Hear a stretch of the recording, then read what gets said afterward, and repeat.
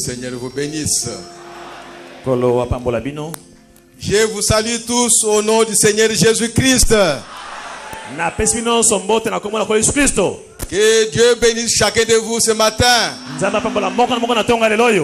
Nous avons une terre qui a été promise. Et c'est là où nous allons. Mais nous sommes déjà dans ce pays-là.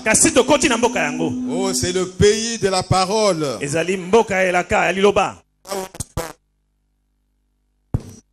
Nous sommes heureux ce matin parce que nous sommes dans la maison de notre Père. Comme le pasteur Landou l'a dit, nous sommes chez nous. Nous sommes dans notre maison. Soyez à l'aise. Amen. Amen. Et nous allons nous lever sans trop tarder parce que nous n'avons pas beaucoup de temps. Et nous allons prier le Seigneur, demander sa grâce, sa miséricorde.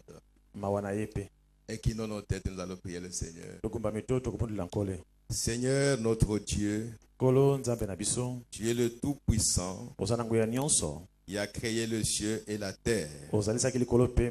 Tu es celui qui connaît toutes choses. Et tu es le véritable Dieu que nous adorons, Seigneur. C'est toi qui as promis des milliers d'années avant que tu visiterais la terre dans ces derniers jours. Et tu as accompli cette parole. Et nous te sommes reconnaissants pour cela, Seigneur. Merci pour les prophètes que tu nous as envoyés.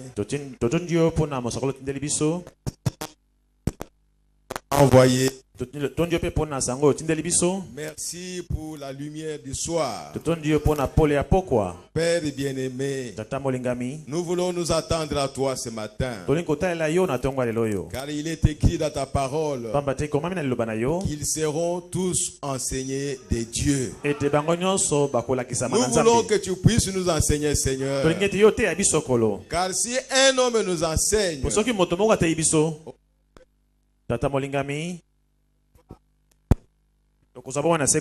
et si toi tu nous enseignes, nous sommes sûrs que nous avons la vie éternelle.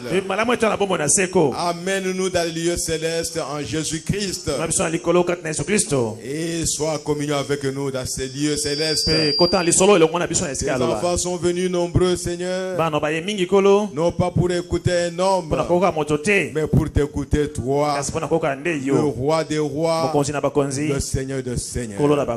Descends, Seigneur notre Dieu, et mets l'homme de côté, Seigneur, et le glorieux Saint-Esprit, Père, puisse parler à son église.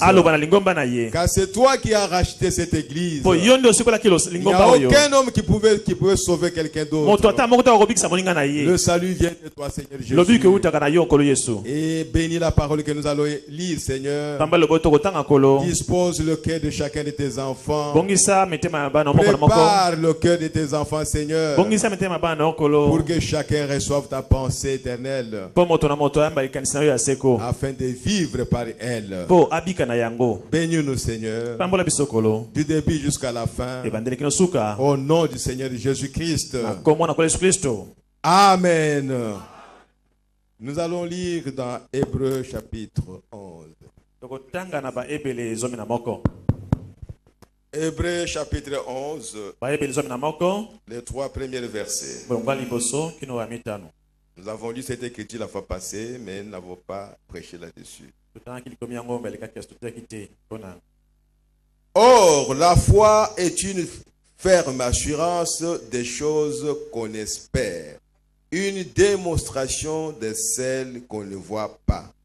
Kondima ezali elendiseli na biloko biko lik ya biso. Ezali pe elimboli na biloko bizangi komonana.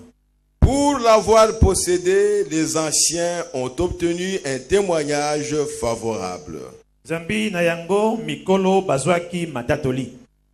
C'est par la foi que nous reconnaissons que le monde a été formé par la parole de Dieu, en sorte que ce qu'on voit n'a pas été fait des choses visibles. Pona kondima tososoli ete mokili ezali samaki na liloba na Nzambe.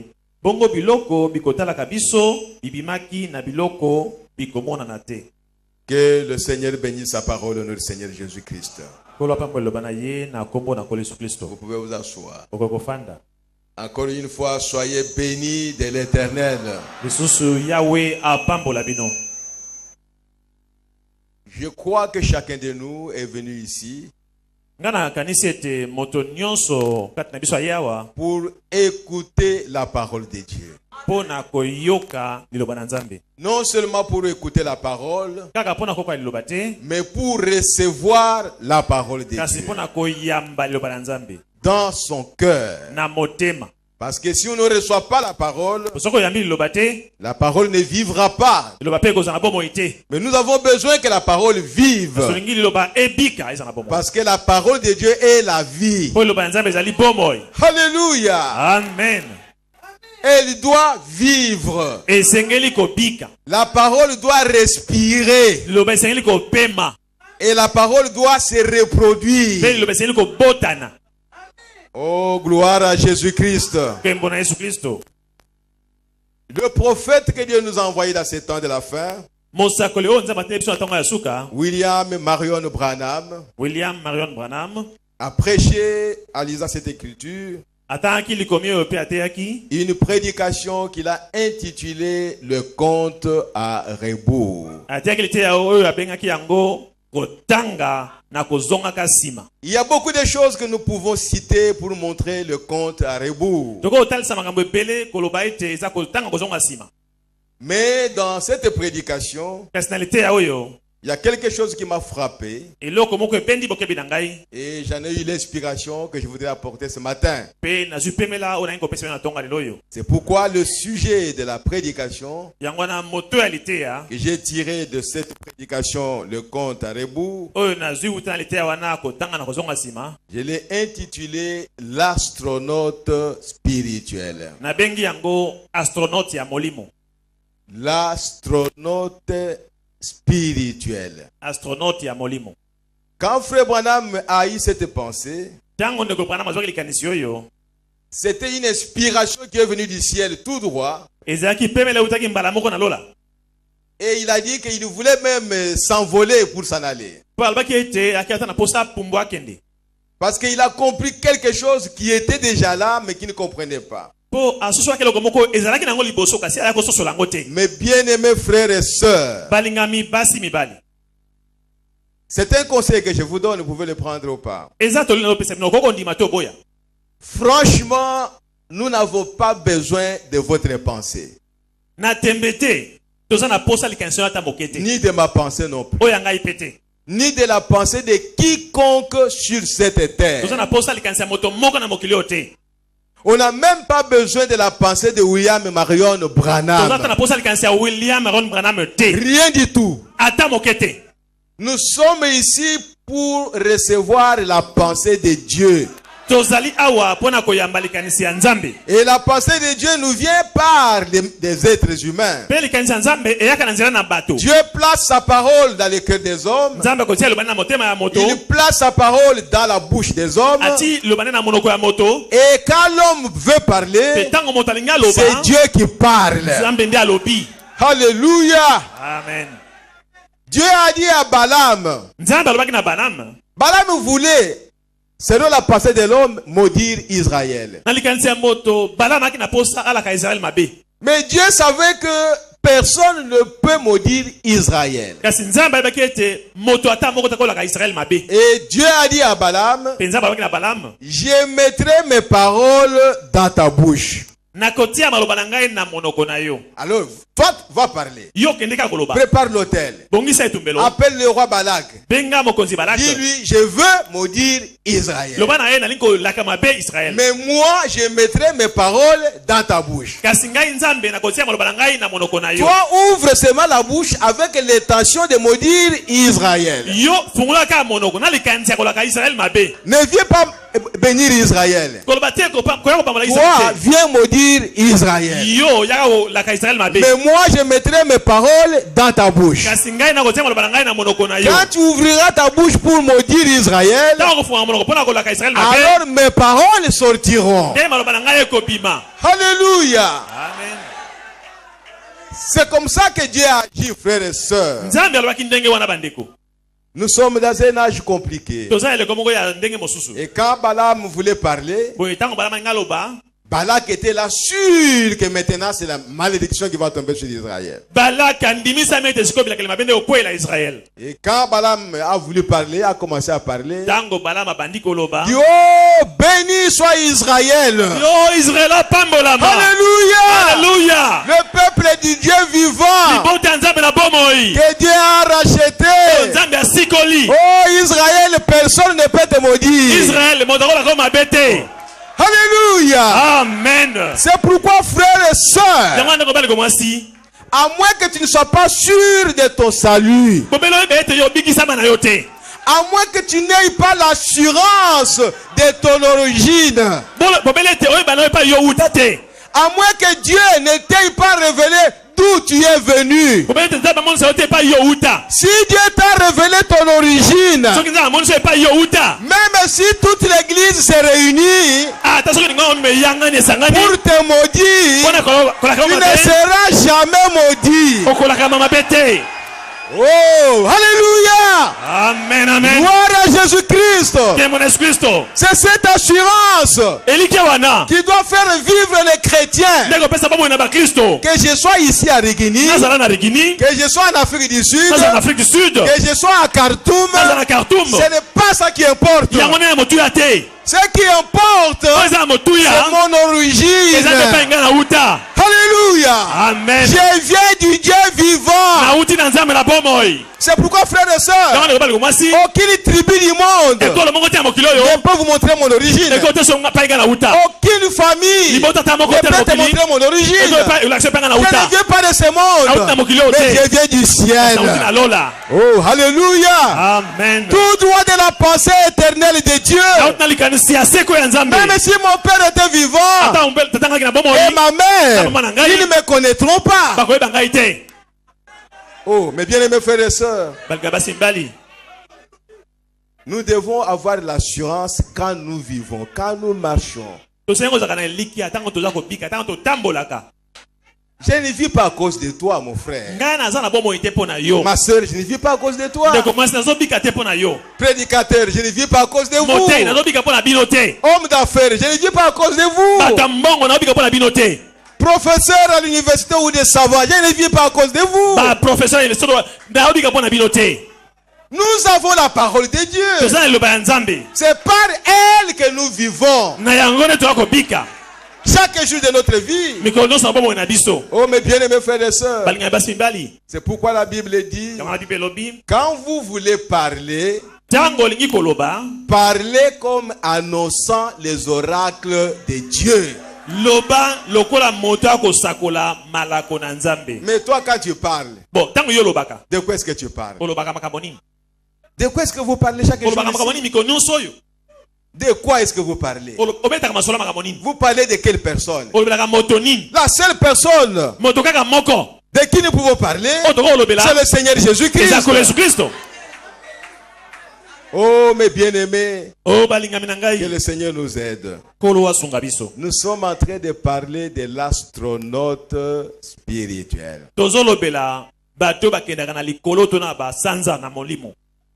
Le Saint-Esprit veut nous montrer trois choses. La première chose, c'est que toute chose naturelle est un type d'une chose spirituelle. À commencer même par vous-même, moi, nous tous ici. Nous croyons que nous sommes là, nous vivons. Mais nous ne sommes qu'une image des choses spirituelles.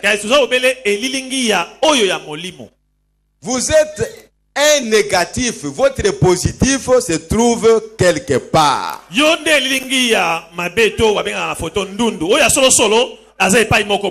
Nous sommes des êtres mystérieux. Nous ne sommes pas vraiment comme des hommes naturels. Parfois nous discutons, nous gémissons sans savoir d'où nous venons. Ce matin, sache qu'il y a un véritable toi qui est quelque part. Un positif. Et pendant que je suis en train de parler ici, c'est lui qui est en train de bouger là-bas. Quand lui il bouge la main, moi je bouge la main ici. Quand lui il court, moi je me déplace ici. Je ne fais rien qui vient de moi-même. C'est lui qui est en train d'agir. C'est pourquoi vous devez faire attention des gens qui ont le Saint-Esprit. Oh frères et sœurs,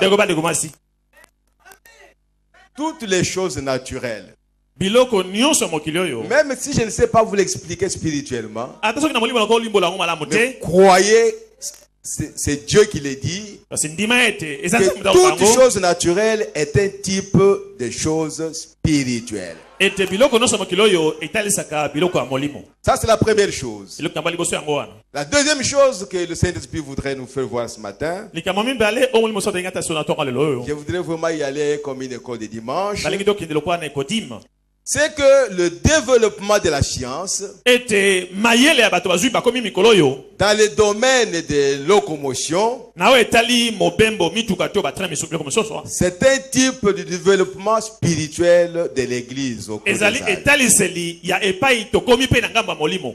Donc, quand vous voyez où se trouve la science aujourd'hui, dans le domaine de locomotion, alors vous saurez aussi où se trouve l'Église aujourd'hui. Et vous saurez quel est le moyen que vous utilisez pour vous déplacer.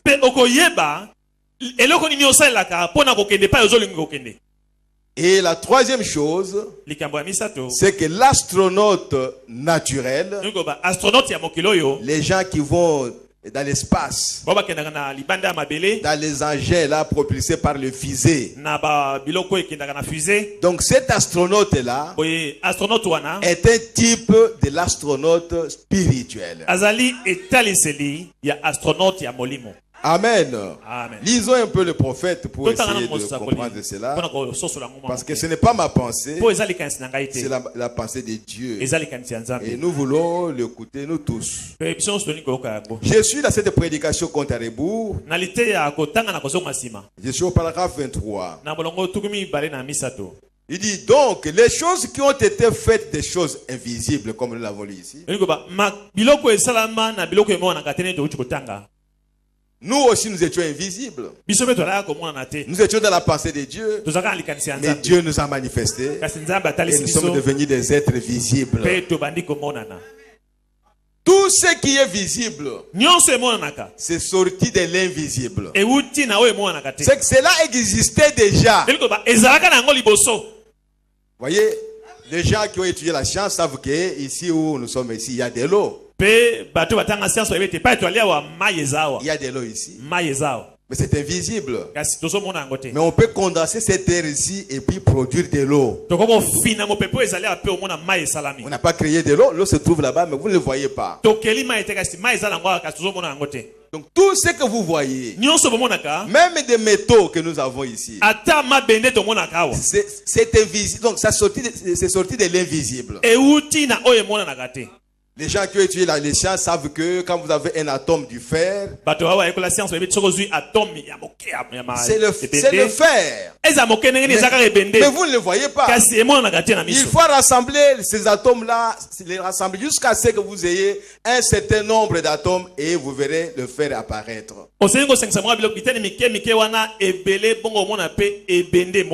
Tout ce que nous voyons, c'est sorti de l'invisible. Parce que Dieu lui-même est invisible. Et tout ce que nous voyons ici était en Dieu. Comme Dieu lui-même était invisible, tout ce que nous voyons ici était invisible. Et Dieu a commencé à les reproduire. Or, j'ai appris pendant toutes ces années que toutes les choses naturelles sont des types de choses spirituelles. Toutes les choses naturelles. Donc, sans exception. Toutes les choses naturelles sont les types de choses spirituelles. Et maintenant, souvenez-vous bien de ceci. Chaque fois que vous voyez une chose naturelle, cette chose est un type d'une chose spirituelle. Même quand vous voyez des événements dans l'église, l'homme naturel veut se borner à ce qu'il voit. Mais dans le spirituel, il y a quelque chose qui se reflète là-bas. En fait, c'est là où Dieu veut nous amener. Mais nous bornons seulement à ce que nous voyons. C'est à ce moment-là que nous avons des querelles, des disputes. Mais si vous allez à l'invisible, pour savoir qu'est-ce que c'est que vous voyez là-bas reflète dans le spirituel. Oh, là, vous donnerez gloire à Dieu. Alléluia. Amen. Vous direz, mais toutes choses concourent au bien de ceux qui aiment Dieu. Oh. Nous avons besoin de chrétiens mûrs. Des chrétiens qui ont grandi. Voyez, toutes choses sont faites d'après des choses invisibles. Voyez, les choses naturelles sont alors un reflet des choses spirituelles. Nous reflétons Dieu. Jésus-Christ reflétait Dieu invisible. Dieu existait, il était invisible. Mais dans la personne de Jésus, nous voyons Dieu, le reflet de Dieu, l'image de Dieu. C'est pourquoi Jésus pouvait dire, si vous me voyez, vous voyez Dieu. Le Dieu invisible que vous ne voyez pas. Si vous me voyez moi, vous l'avez vu. Alléluia. Amen. Et au paragraphe 32, il dit ceci. 32 à 33. Il dit, et je crois que ce qui est là, tout ce qui est sur terre, reflète le ciel. Dieu a amené Moïse. Il dit, regarde. Peut-être que ce temple-là était construit en lumière. Je ne sais pas. Mais Dieu a dit à Moïse, tu vas faire sur la terre un temple exactement comme ce que toi tu vois ici au ciel. Donc quand vous voyez le temple que Moïse a construit, c'était l'image, le reflet du temple qui est spirituel. Vous ne vous appartenez pas. Il y a quelqu'un qui vous a placé sur cette terre. Donc tu reflètes quelque chose. C'est là où les chrétiens ne veulent pas comprendre. Ils pensent qu'il est quelque chose. Par lui-même. Non, par vous-même, vous n'êtes rien. Parce que vous ne vous connaissez pas. Vous reflétez la pensée de Dieu. Parce que tu étais dans la pensée de Dieu. Et la chose importante, c'est que l'homme doit chercher, qu'est-ce que moi je reflète de Dieu. Mais les hommes ne veulent pas ça. Ils veulent refléter le monde. Moi je veux être comme celui-là. Moi je veux être comme celui-là. Mais tu es en train de refléter le monde. Cherche à refléter la pensée de Dieu. Tu viens de la pensée de Dieu. Et dans la pensée de Dieu, qu'est-ce que tu étais? Quand Dieu te regarde, quelle est sa pensée qu'il voit se refléter sur la terre à travers toi? Est-ce que c'est compliqué? Ce n'est pas compliqué. Continuons. Je crois que la raison pour laquelle vous voyez toutes ces choses qui luttent pour la vie, c'est parce qu'il existe une vie dont celle-là est le reflet. Tu ne veux pas mourir. Tu gémis, tu te tracasses, tu t'agites. Cela signifie qu'il y a une vie quelque part que tu reflètes, que tu veux être. Et cette vie-là, c'est une vie éternelle. Mais malheureusement, dans ce corps, tu ne peux pas vivre éternellement. Il va y avoir des changements. Et je crois que quand Dieu a fait l'homme, il a commencé par présenter le reflet des choses plus petites, comme la vie animale. Et puis ensuite, il a créé quelque chose d'autre.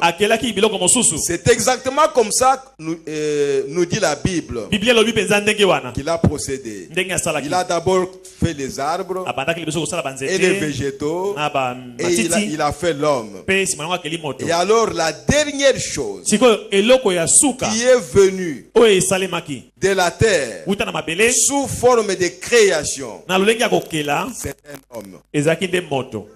Jamais il n'y a eu quoi que ce soit de plus élevé. La chose la plus élevée de la création de Dieu, c'est l'homme. Pourquoi? Parce que Dieu l'a créé à son image à lui. Au ciel, il n'y a pas quelque chose de plus grand que Dieu. Et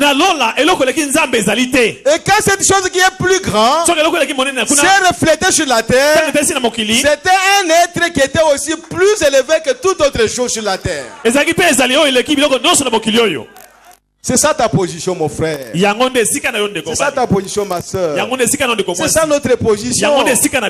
Mais nous voulons regarder aux gens qui sont trop bas. Et même quand ils n'ont pas le Saint-Esprit, nous voulons les regarder pour les copier, pour les imiter, pour faire comme eux. Mais qu'est-ce qu'elles reflètent? Ils reflètent les démons. Il reflète l'enfer. Il reflète le séjour des morts. Mais toi, tu reflètes le ciel.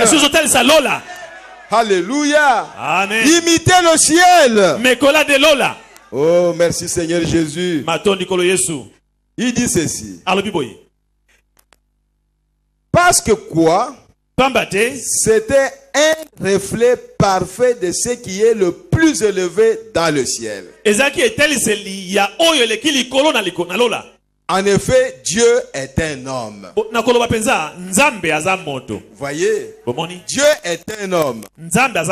Et donc, ça en est la preuve. Et quand Dieu est descendu, habité parmi nous, il était un homme.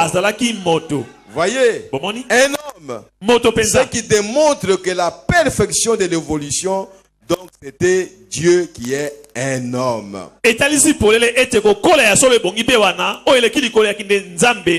Nous pouvons continuer à parler. Donc retenez que c'est ainsi dit le Seigneur. Toutes les choses naturelles sont sorties des choses spirituelles. Prenons l'exemple de la naissance naturelle. La naissance naturelle est un type de la naissance spirituelle. Donc quand une femme a conçu et qu'elle a mis au monde un enfant, et cet enfant commence à vivre, c'est exactement ce qui va arriver dans le spirituel. Donc tu n'as pas à t'agiter pour savoir est-ce que j'ai le Saint-Esprit ou je ne l'ai pas. Non. Regardez seulement la naissance naturelle. Tu verras ce qui est dans le spirituel. La naissance naturelle reflète la naissance spirituelle. Ce n'est même pas une théologie. Nous pouvons expliquer ça. La nouvelle naissance, on donne des citations.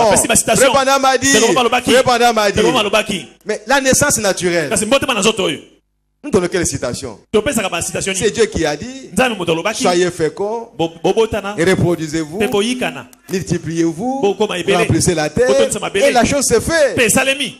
C'est Dieu là qui l'a dit. Il sait ce qu'il disait. Il savait qu'il y aura aussi une naissance spirituelle. C'est pourquoi Jésus a dit, personne ne peut entrer dans le royaume de Dieu. Personne ne peut même pas voir le royaume de Dieu s'il n'est pas né de nouveau. Si il n'est pas né de nouveau. Il dit vous devez naître de nouveau. Voilà la difficulté maintenant. Quand l'homme apprend ça, il veut faire les efforts de naître de nouveau. Mais ça va commencer comment faire? C'est que vous devez savoir, vous avez une maladie, le médecin vous dit, pour cette maladie ici, vous devez être opéré. Mais qu'est-ce que vous allez faire pour vous opérer? Vous n'allez pas vous opérer vous-même. Vous allez vous donner au médecin qui vous dit que vous devez être opéré pour être en bonne santé. Et le médecin va s'occuper de toi. Quand Dieu vous dit que vous devez naître de nouveau, c'est lui qui sait comment faire naître quelqu'un de nouveau. Mais il veut te faire comprendre que tu puisses croire que dans l'état où tu es, tu ne peux pas marcher avec lui. Tu ne peux pas vivre. Vous devez naître de nouveau. Alors venez à Dieu. Seigneur, me voici. Je crois de tout mon cœur que je dois naître de nouveau pour entrer au ciel. Lui, il va commencer le travail à toi. Il sait ce qu'il va faire. Personne n'est allé dire à Dieu, Seigneur, viens me chercher. Non. Lui-même du haut du ciel, il te voyait là où tu étais. Et il est venu te chercher. Peu importe où tu étais. Peu importe ton rang social. Peu importe ta nation. Peu importe le travail que tu faisais. Parce que tu étais son enfant. Il savait qu'il y a une œuvre qui doit commencer sur la terre. Il est venu te chercher indépendamment de toi-même. Alléluia. Amen. Tu ne savais rien. Hier, tu ne savais rien. Et Dieu, et demain, Dieu m'appellera. Tu ne savais rien. Peut-être que tu étais en train d'aller au bar, en train de prendre la boisson alcoolique. Peut-être que tu as donné rendez-vous à une femme. Mais avant que ce rendez-vous puisse avoir lieu, lui s'est présenté. Il dit que tu es mon enfant. Annule ce rendez-vous-là. Voyez? Et il a commencé un travail en vous. C'est son travail à lui. C'est lui qui sait la naissance spirituelle comment ça s'opère. Laissez-le faire le travail. Vous voulez le faire pour vous-même comment? La première chose, c'est accepter que dans l'état où tu es un pécheur. Lisons les prophètes. Il dit ceci au paragraphe 34. Il dit bon, nous voyons par exemple le corps naturel. Ici, il y a le corps naturel. Et le corps a été fait pour se reproduire. C'est pourquoi il y a eu des enfants. Et alors, le corps naturel, lors de la naissance naturelle d'un bébé, nous voyons que la première chose qui apparaît, c'est l'eau. Ensuite le sang. Ensuite la vie. Nous voyons que dans le corps spirituel de Christ, la première chose, c'est l'eau, puis le sang, puis la vie. En d'autres termes, la justification, la sanctification et le baptême du Saint-Esprit. Vous voyez comme elle reflète. Toutes les choses naturelles reflètent les choses spirituelles. La naissance est naturelle. Tu es né aujourd'hui. Ou disons même que tu as reçu le baptême du Saint-Esprit aujourd'hui. Et tu deviens déjà adulte. Ah non. Non. Ce n'est pas comme ça dans la naissance naturelle. Bien que tu aies le Saint-Esprit, tu commences à être bébé. Tu es bébé spirituel. Tu dois apprendre. Quand Dieu te révèle que tu as un appel, mais tu ne deviens pas ministre aujourd'hui. Non. Tu dois grandir. Tu dois apprendre. Tu dois commencer. Tu dois marquer des pas. Tu dois être au pied de quelqu'un qui peut te tenir par la main. Tu peux tomber. Il va te relever. Jusqu'à ce que un jour tu deviendras adulte. Tout ce qui est naturel reflète ce qui est spirituel. Oh mes frères et sœurs, prenons même l'exemple du mariage. Nous avons beaucoup de problèmes pour rien. Le mariage naturel, si vous ne reflétez pas le mariage spirituel, mais qu'est-ce que vous reflétez? La conception du mariage que vous avez, ça vient d'où? De l'enfer ou bien du ciel? Oh frères et sœurs, nous ne fabriquons pas le mariage par nous-mêmes. C'est un grand mystère comme l'apôtre Paul l'a dit. Que ce mystère, ceci est un grand mystère par rapport à Christ et son Église. Si Christ doit avoir une épouse, l'homme sur la terre peut aussi avoir une épouse.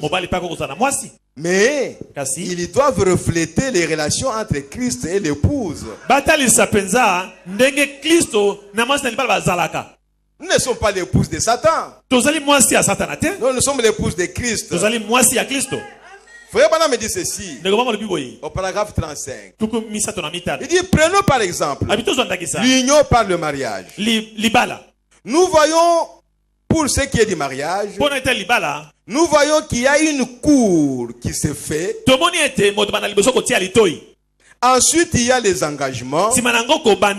Et enfin, le mariage. Amen. Il doit y avoir ces trois choses. Il faut que ça commence. Et il y a maintenant l'engagement qui se fait. Vraiment, presque une assurance que vous avez trouvée. La chose devrait alors être réglée à tout jamais. Parce que vous avez passé par la cour, c'est que nous appelons la fréquentation. Ensuite les fiançailles. Et vous arrivez au mariage. C'est que cela devait être parfait. Il ne peut pas y avoir encore des divorces après. Même pas de tentatives. Parce que ce temps vous a été donné pour conclure la chose. Frère, qui d'entre vous ici qui voudrait que Jésus, après l'avoir épousé, qu'il puisse divorcer avec lui? Qui veut ça? Vous ne voulez pas? Mais pourquoi vous voulez permettre les divorces dans ce monde ici? Alors que les mariages chrétiens ici reflètent ces mariages-là spirituels. Frère, nous allons commencer à chasser les gens. Vous venez avec les problèmes. Oh, ça ne va pas, ma femme, tout ça. Il dit, frère, rentrez.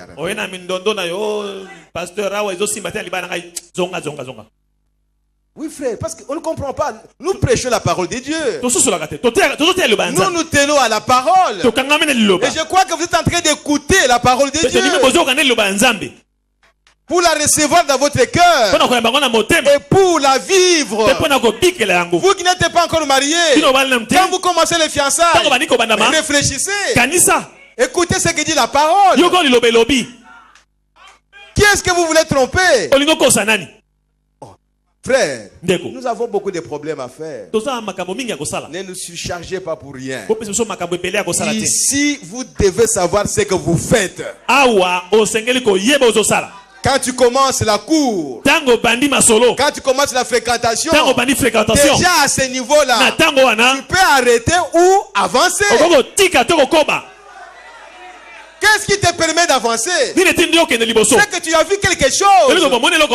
Non pas des passagers, mais des permanents dans cette vie. Oh frères et sœurs. Ou bien tu n'as pas le Saint-Esprit. Tu es conduit par ton intelligence. Ou tes sentiments. Ou ta coutume. Nous allons suivre la coutume de qui ici? Nous autres ici, nous n'avons pas de tribu. Alors on va suivre la coutume de qui? Oh frères et sœurs, suivez la parole de Dieu. Dans la fréquentation, même si ça vous prend 3 mois, ou 4 mois, ou 5 mois, à la fin de la fréquentation, tu dois te décider. Il n'y aura pas de à peu près. Tu te décides pour faire le pas suivant. Des engagements. Des fiançailles. C'est terminé. Et frère Branham a dit, Jésus a une épouse à qui il est en train de chuchoter à l'oreille. Quand Jésus te dit, chérie, je t'aime, qu'est-ce qui nous séparera de l'amour de Christ? Quand Jésus vous dit déjà, je vous aime, commencez à danser. Le diable ne peut rien contre vous. Alléluia. Amen. Parce que Jésus vous aime. Allez de l'avant, glorifiez-le. Parce que vous êtes aimé de l'Éternel. Et il vous appelle le bien-aimé. Oh frères et sœurs, que Dieu nous aide. La chose devrait alors être réglée à tout jamais. Or, c'est la même chose pour Christ et l'Église. Voyez, une course est faite. Dieu lance son appel dans nos cœurs. Ça, c'est la cour qu'il commence. Il faut que Dieu vienne, sinon ça ne marchera pas. Donc, il faut que Dieu vienne te parler dans ton cœur. Frère Branham me dit que le vrai appel, c'est dans le cœur de l'homme. Il faut que Dieu te parle. Que tu es mon enfant. Et là tu es seul avec lui. Vous n'êtes pas en groupe. Non, Dieu n'appelle pas les gens par le groupe. Non. Dieu appelle l'individu. Tel qu'il commence avec toi, c'est comme ça qu'il finira avec toi. Oh frères et sœurs, que Dieu nous aide. Une course est faite. Dieu lance son appel dans nos cœurs. Nous abandonnons la cérémonie du mariage. Et l'épouse prend le nom de l'époux. Voyez, voilà. C'est ce qui s'est fait d'elle l'épouse. Or l'épouse prend toujours le nom de l'époux. Mes frères, frère Branham a assisté à une expérience dans un laboratoire pour montrer comment les cancers c'est produit sur le corps des gens. On faisait l'expérience avec les souris. On prenait la nicotine, donc, et puis on mettait cela sur les doigts de la souris. Et après, on laisse la souris pendant 7 jours. Et on voyait le cancer se développer sur la souris. Frère Banam dit, c'est un type de cancer de l'âme.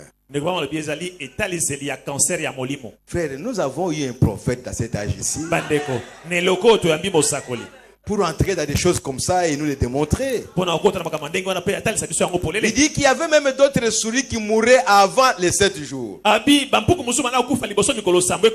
Mais si votre âme reçoit le cancer, c'est grave. Tu as le cancer spirituel incurable selon les médecins de ce monde. Le cancer naturel, c'est incurable. Cet incurable-là reflète un autre cancer incurable. Oh mes frères, lisons un peu le prophète. Il dit ceci au paragraphe 50. Il dit bien, bon, ensuite il s'est servi d'autres choses pour le prouver. Il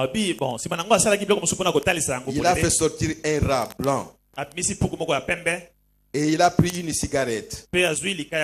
Il a placé dans un appareil qui aspirait ça. Et le renvoyait sur une espèce de truc qui ressemblait à du marbre blanc.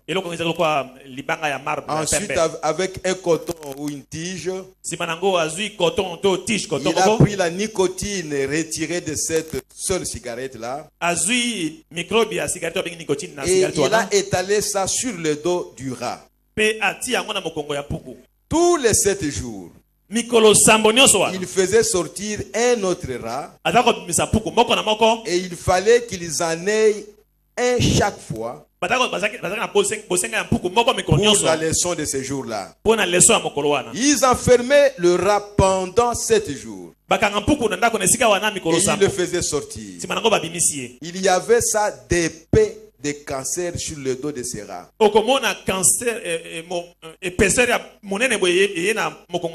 Quelques-uns d'entre eux ne sont même plus en vie au bout de 7 jours. Le rat n'arrivait plus à bouger.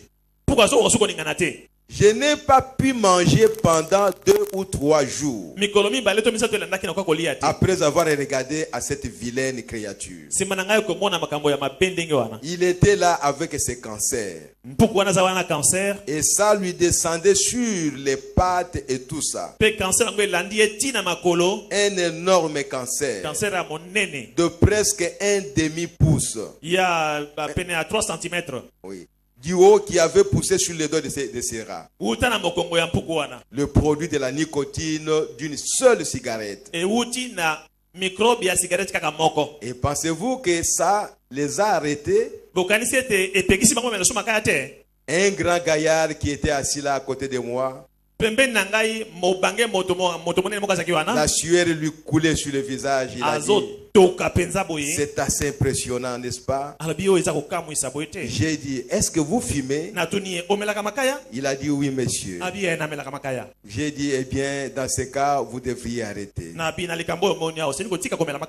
Mais voilà, ce sont des réalisations. Ils peuvent le prouver que c'est bien ce que ça produit. Au paragraphe 54, il dit ceci. Si vous trouvez que ça avait l'air rongé par le cancer, vous devriez voir de quoi a l'air une âme qui a rejeté l'évangile.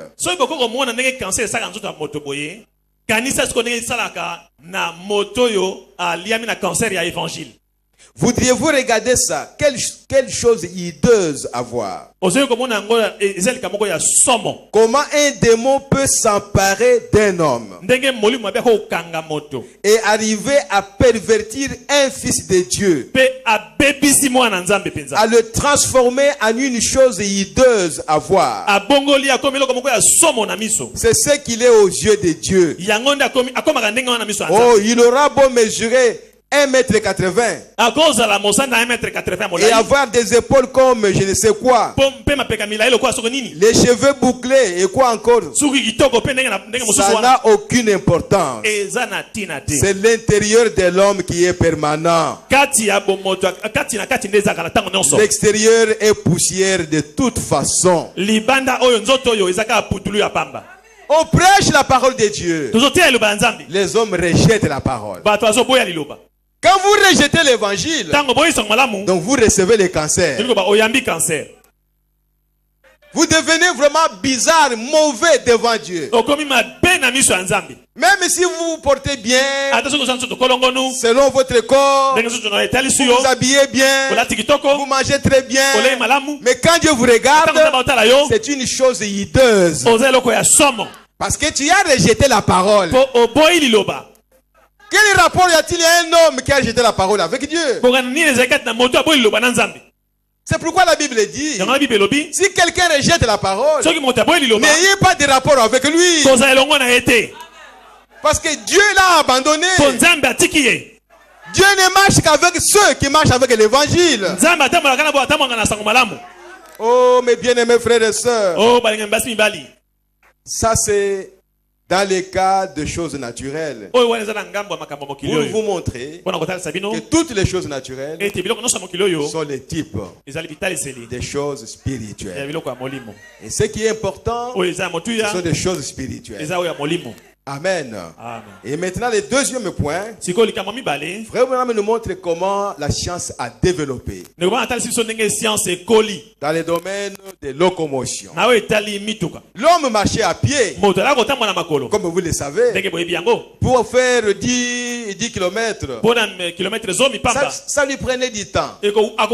Pour faire 50 km, ça lui prenait encore beaucoup de temps. Pour faire 500 km, n'en parlons même pas. Il pouvait même être mangé par les animaux à cours de route. Mais dans la pensée de l'homme, il voulait arriver quelque part. Mais les moyens qu'il avait ne lui permettaient pas.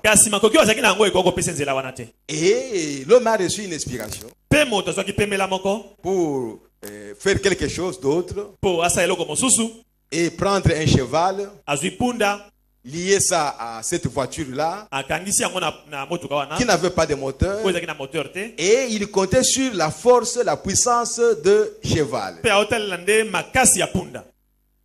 Donc, la façon dont le cheval courait, c'est sur ça qu'il lui comptait. Et il faisait de sorte que le cheval court vite pour arriver à temps là où il veut partir. Donc l'animal manifestait une puissance, mais avec une charrette derrière.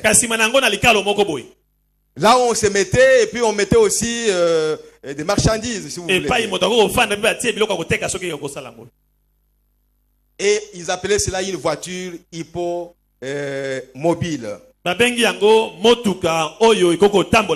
vu cela en Inde. J'ai vu cela en Inde. Jusqu'à aujourd'hui, ça existe encore. Des gens qui marchent avec les chevaux, avec les charrettes derrière. Et il continue. Il fait les déplacements avec la charrette, mais tiré par un cheval. Donc c'est une voiture, mais une voiture mobile. Et après, avec l'intelligence, l'homme a commencé à réfléchir jusqu'à ce qu'il a créé la voiture automobile. Ce n'est plus les chevaux, mais c'est le moteur qu'il plaçait. Et ce moteur propulsait la carcasse là. Et il pouvait faire encore plus de kilomètres qu'avec les chevaux. Et c'est comme ça que quand il ne peut pas les monter, il dit que ce moteur a autant de chevaux 15 chevaux, 13 chevaux, 10 chevaux. C'est-à-dire la puissance de ces moteurs-là est mesurée par la puissance de 1 cheval ou 2 chevaux ou 5 chevaux ou 10 chevaux.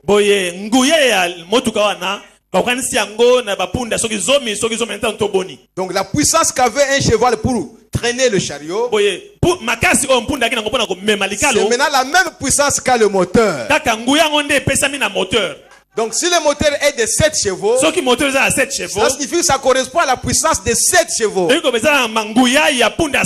Si on mettait 7 chevaux pour tirer le cheval et la charrette, donc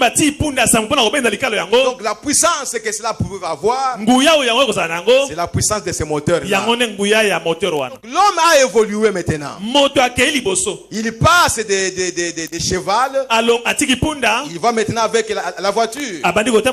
Il peut se déplacer à grande vitesse et atteindre une grande distance à peu de temps. Mais il n'était pas satisfait. Il pouvait aller avec la voiture, mais comment arriver aux États-Unis avec la voiture? C'est trop loin. Comment on va fabriquer les routes? Et la pensée est venue. Il faut un appareil volant. Donc la science s'est développée. La puissance de la voiture automobile est plus que la puissance du cheval. Ou les avantages qu'on a avec la voiture automobile, c'est plus que les avantages qu'on pouvait avoir avec la voiture hippomobile. Et quand on a eu l'avion, c'était encore excellent. On pouvait voler, aller voir beaucoup de choses là dans l'espace, voir les nuages que vous ne pouvez pas voir quand vous êtes dans la voiture, et encore moins dans le cheval. Vous pouvez parcourir une grande distance avec l'avion en peu de temps. Tu peux aller à Lubumbashi et revenir en peu de temps. Tu peux aller en Afrique du Sud et revenir en peu de temps. Tu peux aller aux États-Unis avec l'avion. C'était un grand exploit que la science a développé. Et nous sommes heureux aujourd'hui. Bien que l'avion est là, on n'a pas abandonné la voiture. Vous voyez, frères et sœurs, parce qu'on ne peut pas prendre l'avion et aller à Kasangulu ou aller à Kisuka.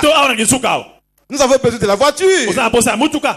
Et comme je vous l'ai dit, les Indiens ont besoin aussi des chevaux jusqu'à aujourd'hui. Mais il y en a qui entrent dans l'avion.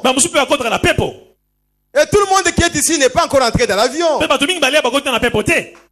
Amen. Et celui qui est déjà monté dans l'avion a plus d'expérience que toi qui montes dans la voiture chaque jour.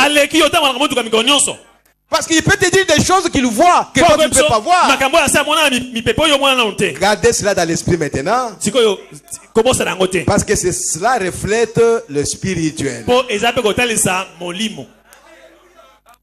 Et après l'avion, l'homme a regardé, mais comment arriver sur la lune? Avec l'avion, ce n'est pas possible, ça va se casser quelque part. À cause de la pression. Et ils ont continué jusqu'à fabriquer des fusées. Jusqu'à ce qu'ils fabriquaient un appareil, un engin où l'homme pouvait entrer. Et on le propulsait là-bas. Il allait plus loin au-delà de l'espace. Et là, il était seul. Et on le dirigeait là-bas par le radar. Voilà ce que la science a atteint. Mais nous avons vu que tout ce qui est naturel reflète ce qui est spirituel. Mais cette intelligence-là, vous pensez que Dieu ne connaissait pas ça? Dieu connaissait ça. Et Frère Bana me dit que dans le spirituel, nous étions tous à pied. Les catholiques n'en parlaient même pas. Qu'est-ce qu'ils étaient? Église ou ce n'est pas église? Je ne sais pas. Si tu es un ami catholique qui est venu ici aujourd'hui, bon, il ne faut pas t'en faire. Nous sommes en train de montrer comment l'église a évolué. Ne parlons pas de toi.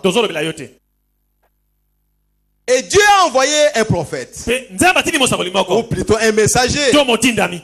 Du temps de Luther. Et Luther a prêché la justification. L'église a reçu quelque chose. Une certaine puissance, une certaine force. Luther pouvait quand même prier Dieu et entrer en contact avec Dieu. Mais les catholiques priaient Marie et les idoles, ils étaient par terre là-bas. Ils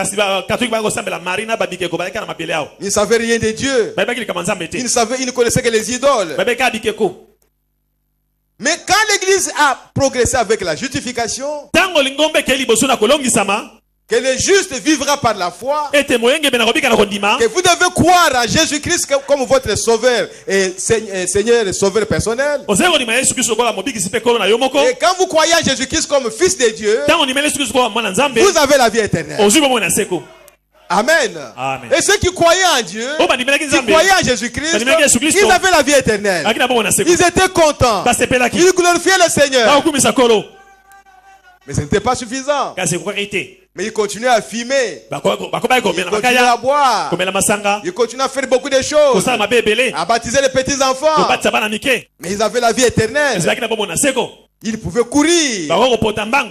Comme quelqu'un qui est sur le cheval. Mais après, Dieu a progressé avec l'église. Il est arrivé maintenant à la sanctification. Ce sont des choses que nous connaissons.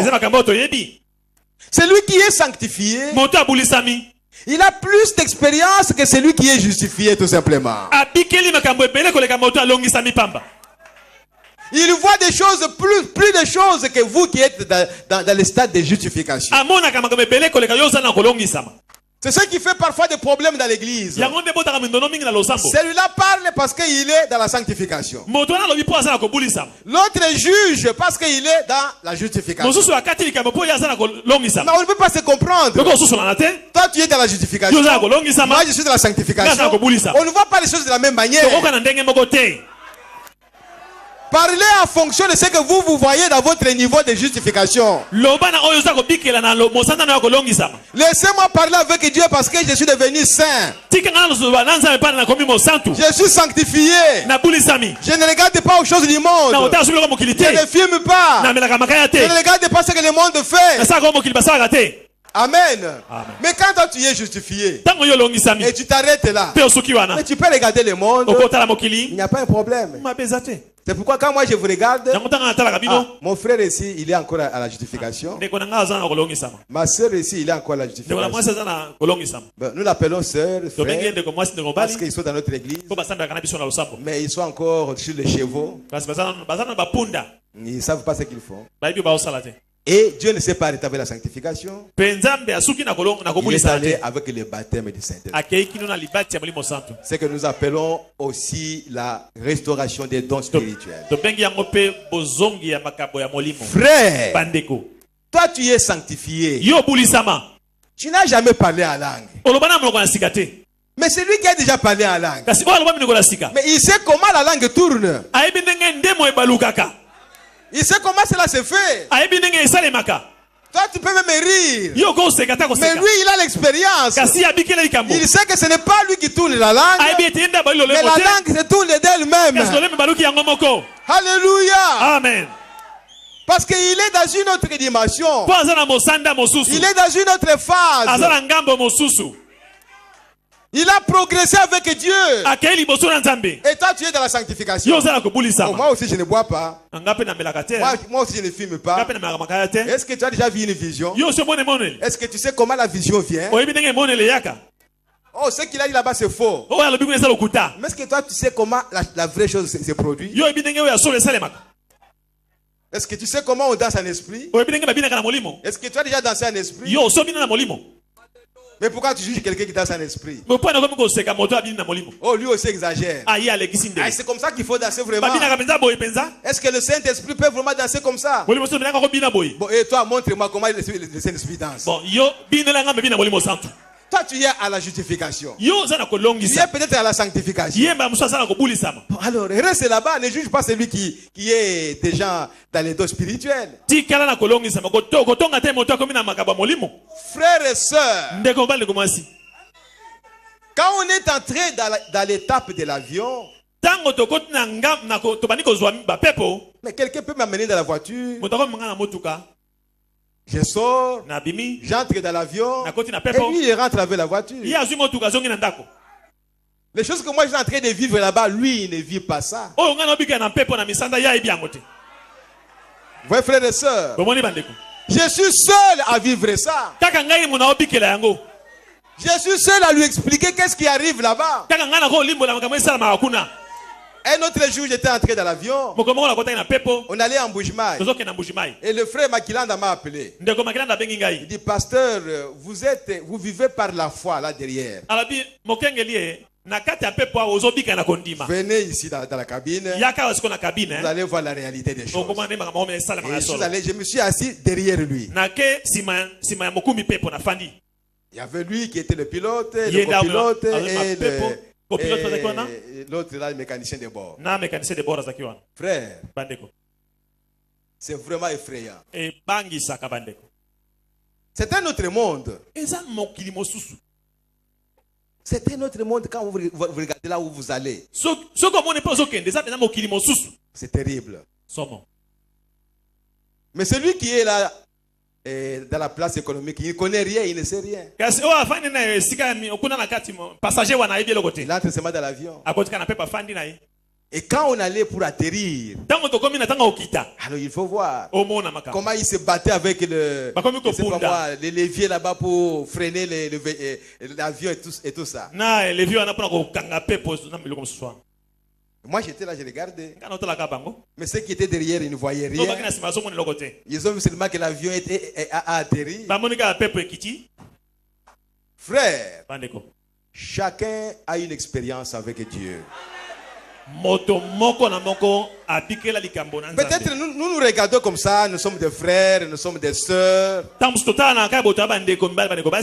ne savez pas que Dieu est en train de travailler. Dieu est en train d'opérer dans l'église. Et il est en train de travailler avec les hommes. Toi, tu veux seulement te disputer avec les gens. Mais tu ne sais pas cette personne-là, qu'est-ce que Dieu lui a montré la nuit.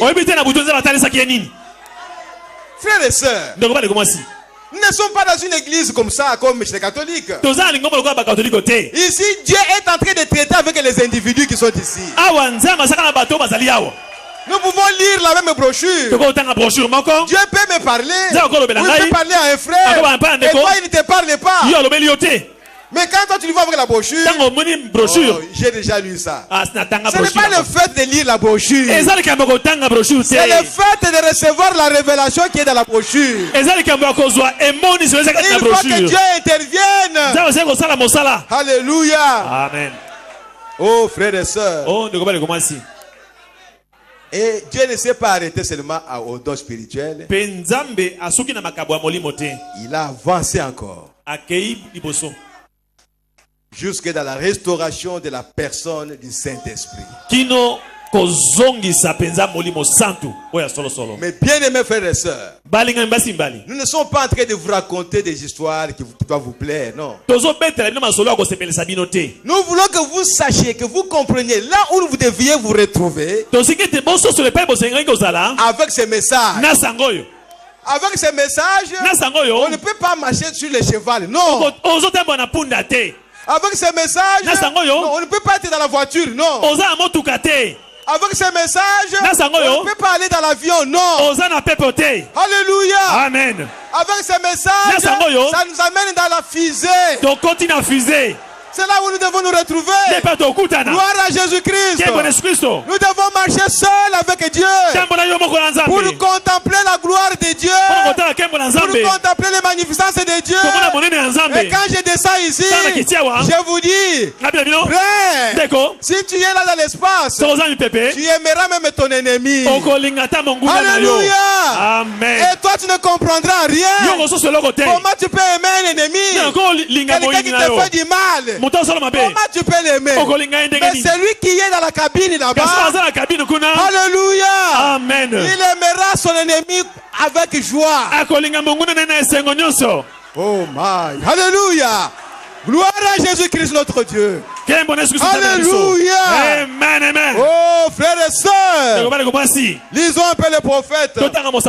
Que Dieu nous aide. Oh, merci Seigneur Jésus. Frère Branham me dit ceci. Au paragraphe 57. Oh, merci Seigneur Jésus.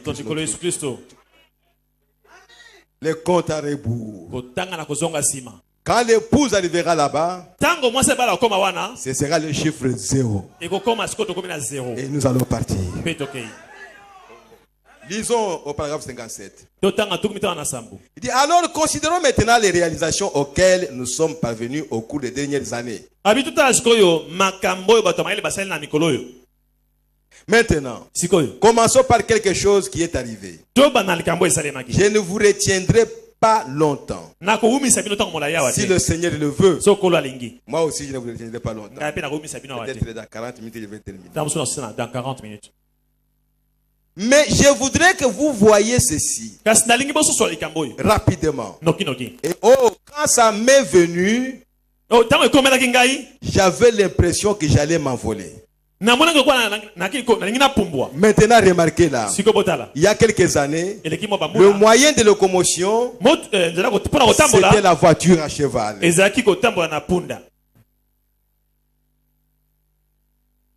Amen. Il n'y a pas si longtemps, pas très longtemps, moi-même, je me suis déplacé en voiture à cheval et assis sur une selle quand j'étais un jeune garçon de 15 ou 16 ans. Il dit, maintenant je passe devant ici dans une voiture au moteur gonflé. Quelle différence? L'époque de la voiture à cheval et puis l'époque de l'automobile. Ensuite, l'époque de l'avion est arrivée. On est passé de la terre à l'air. Maintenant, si vous observez, aussi sûr que cette réalisation a été atteinte par la science, la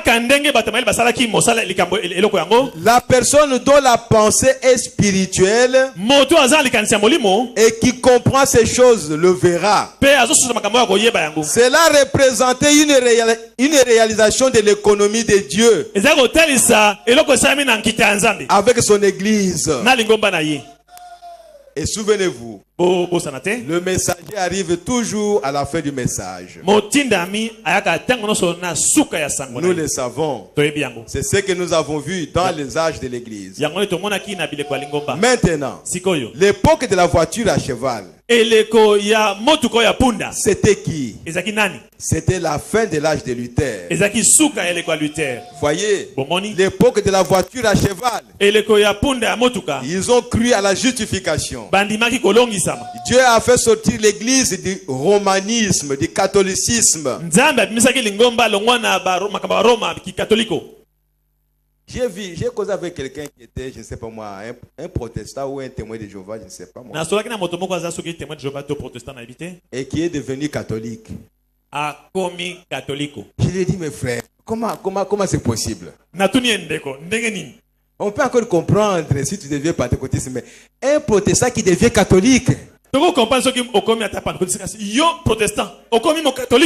Comment on peut expliquer ça? Qu'est-ce qui t'attire là-bas? Au lieu d'avancer, vous reculez. Ce n'est pas possible. Tu deviens comme Nicodème. Il dit, qu'est-ce qu'un homme qui est déjà devenu vieux comme moi, est-ce que je peux encore devenir bébé et entrer dans le sein de ma mère? Non, quelqu'un qui a avancé, qui est devenu déjà adulte, qui est devenu protestant, il doit avancer avec Dieu, il ne peut pas reculer.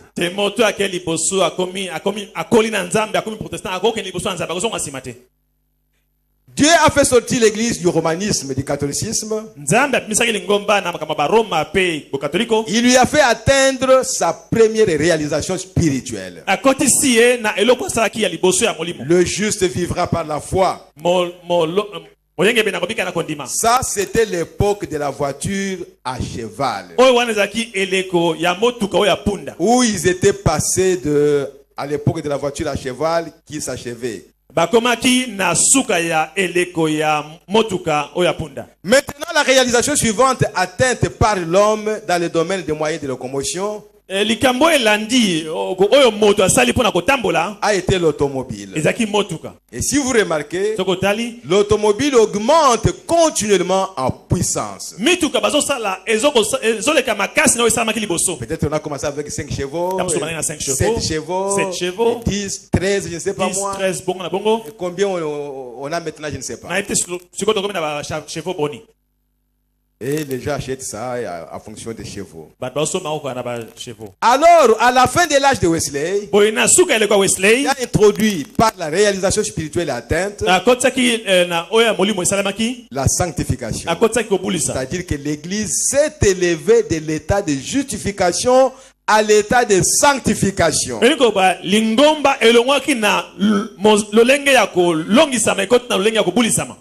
Maintenant, à mesure que nous avançons, je veux que vous vous souveniez de ceci. C'est que l'Église, ce qu'on appelle l'Église, avec un minuscule, n'est pas l'Église avec un majuscule. Même si nous parlons de l'Église qui doit avancer, c'est l'Église avec un majuscule. C'est elle qui avance. Les autres sont dans l'Église, mais ils n'avancent pas.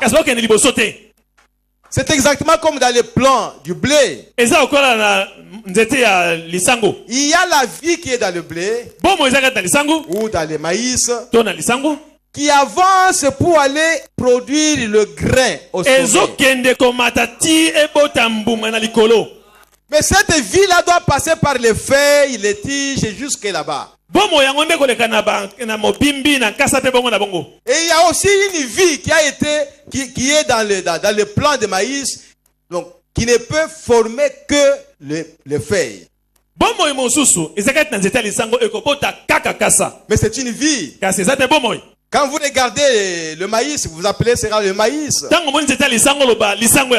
Mais ce qui importe à Dieu ou au cultivateur, c'est cette vie qui doit aller produire le maïs qui était tombé à terre. Amen. Amen.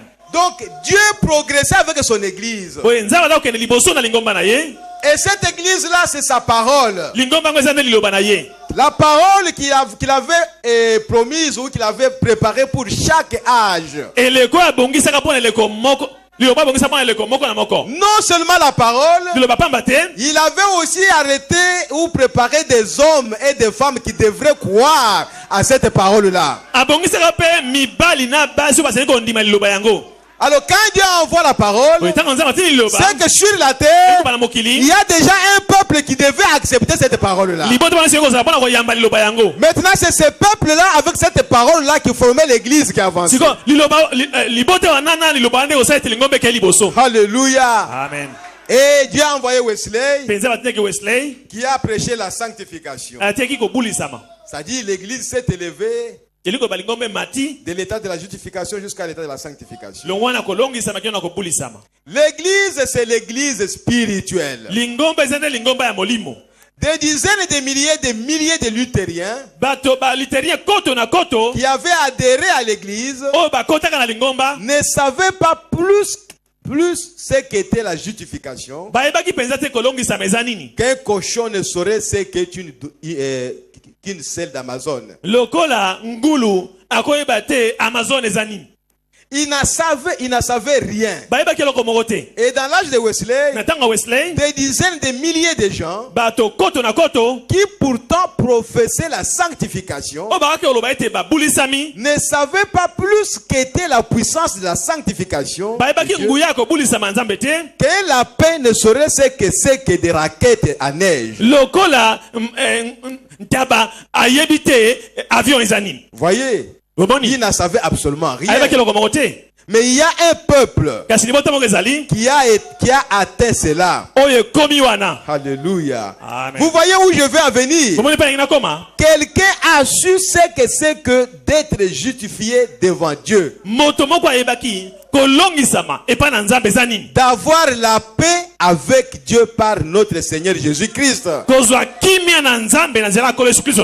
même aujourd'hui, c'est la même chose.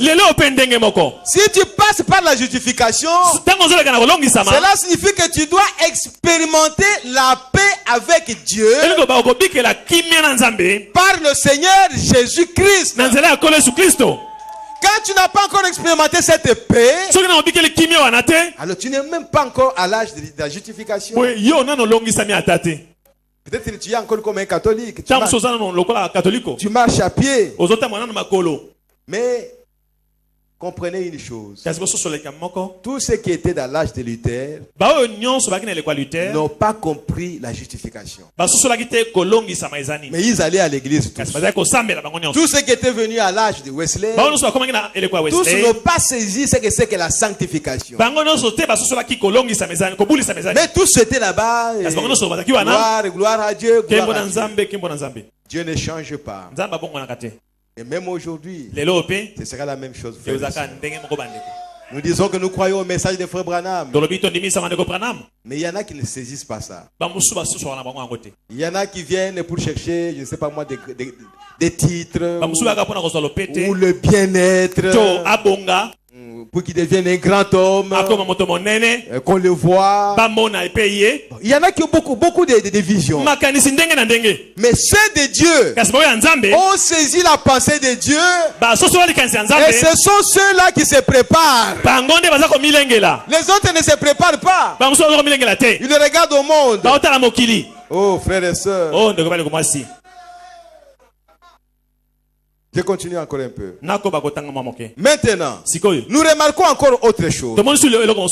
Là, les méthodistes sont venus avec la sanctification. Bon nombre de ces méthodistes ont réellement été sanctifiés. Par contre, beaucoup d'entre eux affirmaient qu'ils l'étaient, alors qu'ils ne savaient rien à ce sujet. L'église méthodiste a enseigné la sanctification. Il disait qu'ils s'étaient agenouillés et qu'ils avaient crié. Il se relevait ensuite en disant: gloire à Dieu, je suis sanctifié. Et il continuait à mener la vie qui avait toujours mené. Mais quelques-uns de ces hommes et de ces femmes ont réellement été sanctifiés des choses du monde. Et ils ont mené une vie consacrée, mise à part. Pourquoi? C'était l'âge de l'automobile qui a reçu plus de puissance, des chevaux vapeur. Des chevaux vapeur. L'automobile, l'ancienne modèle T avait probablement une puissance de 15 ou 20 chevaux. Vous voyez, il y avait la puissance de 15 ou 20 chevaux dans ce petit moteur. La sanctification. Lorsque la science accomplit quelque chose par des moyens naturels, Dieu est en train d'accomplir quelque chose par des moyens spirituels. Voyez, il se passe quelque chose continuellement. Alléluia. Amen. Oh frères et sœurs, c'est merveilleux. Donc nous voyons que Dieu a progressé avec son église. La justification à la sanctification, de la sanctification à au baptême du Saint-Esprit. Et celui qui est baptisé du Saint-Esprit, mais il doit connaître qu'il est baptisé du Saint-Esprit. Il le sait. Et il expérimente plus de choses avec Dieu que celui qui est dans la justification. Mais il doit passer par la justification. Amen. Amen. S'il ne passe pas par la justification, comment il va sauter jusque-là? Ainsi, mes bien-aimés frères et sœurs, les choses que nous voyons, que la science a accomplies, Dieu les accomplissait dans le spirituel. Avec son église. Jusqu'à ce que la science est arrivée à l'astronaute. Quelqu'un qui pouvait entrer vraiment loin là-bas. Et frère Branham me dit que l'astronaute naturel, il est aussi le type de l'astronaute spirituel. Et qu'est-ce que l'astronaute fait? On fait un engin dans la cintre duquel la personne va se placer. Et là, on va mettre une pression atmosphérique normale. Et la personne ne fait rien qu'entrer seulement dans cet engin-là. Et il est seulement sûr que la science a prouvé qu'il peut propulser cet engin dans l'espace. Il a la foi à la science. Que s'il entre dans cet engin, il sera propulsé en dehors de l'espace. Mais lui-même ne fait rien. Il monte tout simplement. On l'enferme là à l'intérieur. Sa femme reste là. Ses enfants restent là-bas. Ses amis restent là-bas. Son pasteur reste là-bas. Les diacres restent là-bas. Il entre seul. Oh, gloire à Jésus-Christ. Il est seul. Car il est le seul qui a la foi. Que ce que la science dit est vrai. Les autres ont peur de marcher seul avec Dieu. Et il entre là-bas. Et il est dirigé par le radar. Les ondes électromagnétiques. Des gens qui sont là-bas assis. Et on les propulse loin, là où on ne peut pas le voir. Avec les yeux naturels, si vous ne le verrez pas. Mais avec le radar, on connaît là où il est. On connaît sa position. Oh, frères et sœurs, ça c'est le naturel. Mais Dieu est en train de faire quelque chose dans le spirituel. Voilà la raison de ce message. Le message de frère Branham n'est pas venu pour que nous puissions nous tirailler. Non. Ce n'est pas venu pour que nous puissions avoir des grandes églises. Ou pour que nous puissions être des pasteurs. Non. Le message de frère Branham est venu pour aider l'homme à atteindre le niveau spirituel qui est reflété par l'astronaute naturel. Ah, j'espère que vous le comprenez maintenant. Ça ne sert à rien de se disputer. Oh, moi je comprends plus que lui. Je suis un grand prédicateur. Oh, moi je vois des visions. C'est tout à fait normal. Vous devez voir des visions. Mais ce qui nous intéresse, c'est entrer dans cet engin-là. Et marcher seul avec Dieu. Amen. Amen. Et frère Branham me dit, quand l'astronaute naturel entre dans cet engin-là, de l'autre côté, l'astronaute spirituel entre dans le corps de Christ. Amen. Amen. Dans les lieux très saints, où Aaron pouvait rester seul avec Dieu. Le souverain sacrificateur. Il entre dans cet endroit-là. Et il raconte la gloire de la Shekinah. Le Dieu du ciel qui a créé les cieux et la terre.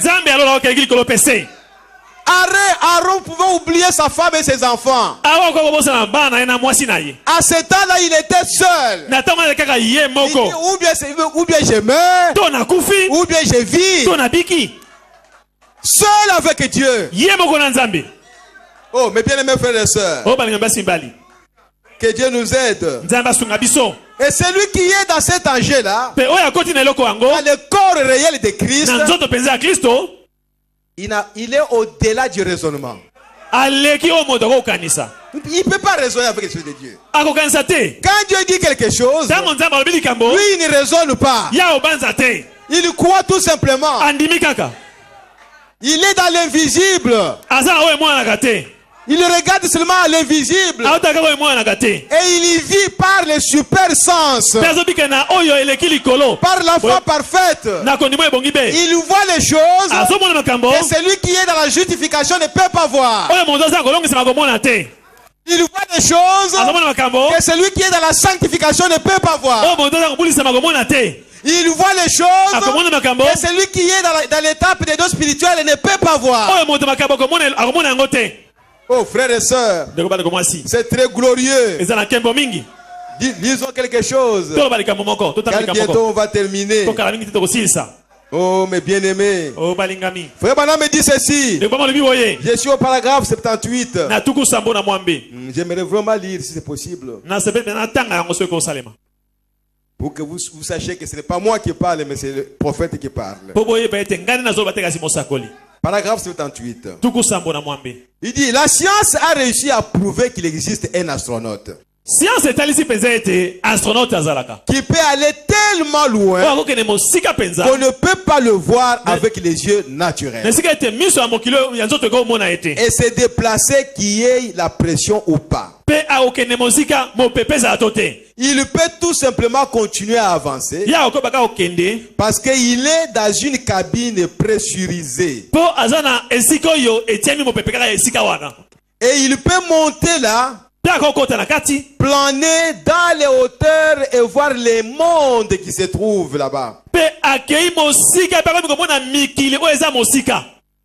Un astronaute. Oh là là. Cet âge qui arrive. Quel âge ce sera? Oui, messieurs. Allez bien au-delà de toutes les choses naturelles. Se lancer là-bas. Dans les vastes étendues. Qu'est-ce que cela représente? Un âge spirituel. Un temps spirituel. Où Dieu aura des astronautes spirituels. Amen. Ils sont ici maintenant même. Alléluia. Amen. Ils ne vont pas se lever dans